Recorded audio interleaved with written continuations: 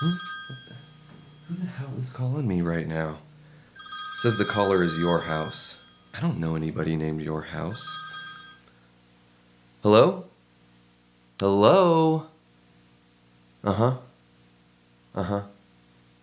Wait, you want to do what to my what? Billy, is that you?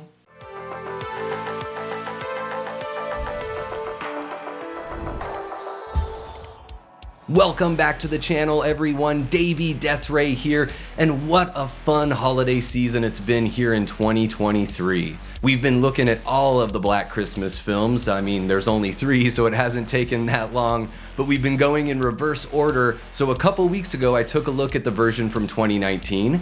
Yikes. And then we watched the version from 2006, which really wasn't that bad. But yep, we're finally here. It's Christmas, so it's time to celebrate and take a look at the 1974 classic that started it all. But before we get going, please hit that like button if you're enjoying the content here, and why not hit the subscribe button as well? We're a young channel looking to hit 200 subs by the end of 2023, and we'd love to have you along for the ride. The film was written by Roy Moore, directed by Bob Clark, and stars Olivia Hussey, Keir Dalia, Margot Kidder, and always a cop, John Saxon. The story has, you guessed it, a bunch of sorority girls hanging out in their house right around Christmas time. Now, when the film opens up, they're having a little bit of a party, kind of getting ready for some of them to go home for the holidays, and others are planning a charity event for the children. However, they don't know that there is a maniac on the loose that has his sights set on them. The girls have been receiving obscene phone calls that continue on through the night, and we soon find out that this intruder is much closer than they know. Will Jess and her sorority sisters stop the sly psycho? Or will the cops totally botch it by not even checking the entire house? In some ways, it's kind of tough to talk about Black Christmas because it carries so much weight in the genre. I feel like the first time I saw it, maybe 10 or 15 years ago, it was one of those movies where I didn't know quite what to expect as far as quality goes. I knew that it inspired the original Halloween and a whole bunch of other slashers, but when you're going into something that's an unknown and you're like, is this gonna be good or... But as I was watching it for the very first time back then, I was blown away. This film is creepy, vulgar, very true to life in an unsettling way, and so it's no surprise to me that it's still a classic all these years later. In fact, I think this movie might get more love now than it did even back then. I see a lot of people out there praising Black Christmas as not only just the movie that inspired Halloween, but also a classic in its own right and damn deserving of such praise. When it comes to the story, I really like the trajectory that they take here.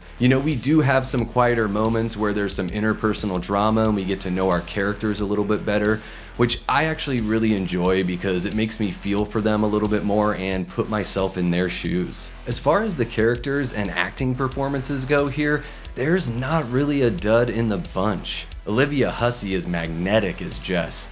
You really can feel the inner turmoil she's going through with her personal life, and also the confusion that she has from these phone calls. She's got her suspicions about who it could be, but she really doesn't want that to be true.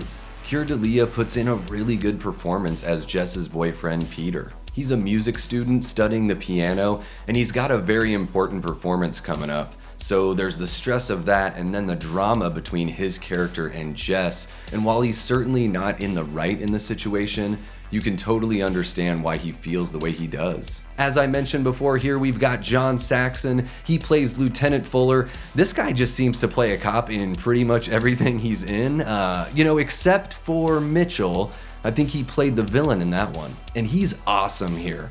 As always, he has a very commanding presence, really great back and forth with all the other performers, and again, very believable. One of the things I didn't know about John's appearance in the film, I did some research in preparation for the review, so I watched some documentaries and featurettes. Well, Lieutenant Fuller was originally supposed to be played by Edmund O'Brien. However, he was a little advanced in age and they just didn't really feel confident in his ability to play the role, and also they didn't want him out there in negative 10-degree Toronto snowstorms. So John gets a call, has to immediately hop on a plane like the very next day, or maybe it was even the same day, gets in at like midnight or 1 in the morning, immediately goes to set, gets put in wardrobe, gets his makeup done, and is shooting within like 3 hours of landing. It is absolutely bonkers. And Margot Kidder is hilarious as Barb. Some of the stuff that she says here will make you blush. And you know, I wish that they still made movies like this where people talked like real people. I know sometimes it can be unsavory, but again, it's real to life. It puts you right there, and it helps you get to know these characters as wholly unique. I've got a couple of other performances I want to mention, starting with Marion Waldman as Mrs. Mack, the house mother. Now, this woman is like the world's most successful alcoholic. It seems like wherever she turns, she's got a bottle of booze, whether it's in an encyclopedia or the tank of the toilet or just tucked away in her bedroom. And she's pretty funny. The back and forth that she has with Claire's father in the first act of the film is quite charming and a little taste of what we'd see from Bob Clark later in his career. And I also really like Doug McGrath as Sergeant Nash here. This guy always cracks me up. He was in another Bob Clark classic, Porky's from 1982. Real quick aside, if you like raunchy teen comedies, you have to see Porky's. It is an absolute laugh riot and another great example of Bob Clark setting the tone for an entire genre of film. Last but certainly not least is Nick Mancuso as the voice of Billy. Holy crap, the stuff that this guy says is wild. The very first time I saw this movie, I could hardly believe it. I'm sitting there thinking, man, they said all this stuff in 1974? The phone calls and all the noises and guttural sounds that Billy makes. This is peak level creep factor. Getting to the kills of the film, it's very impressive how they achieve this level of horror with little to no blood at all. Many of the kills are uncomfortably realistic. You sort of feel like you're a fly on the wall watching this happen in real life. You know, it's something that scares you right in the moment and to me is very haunting in its aftermath. I know I'm a fan of the old school. There's just something about this less is more approach that really works for me when it comes to horror. It just seems to scare me a little bit more, especially the older I get. The stabby just doesn't do as much for me.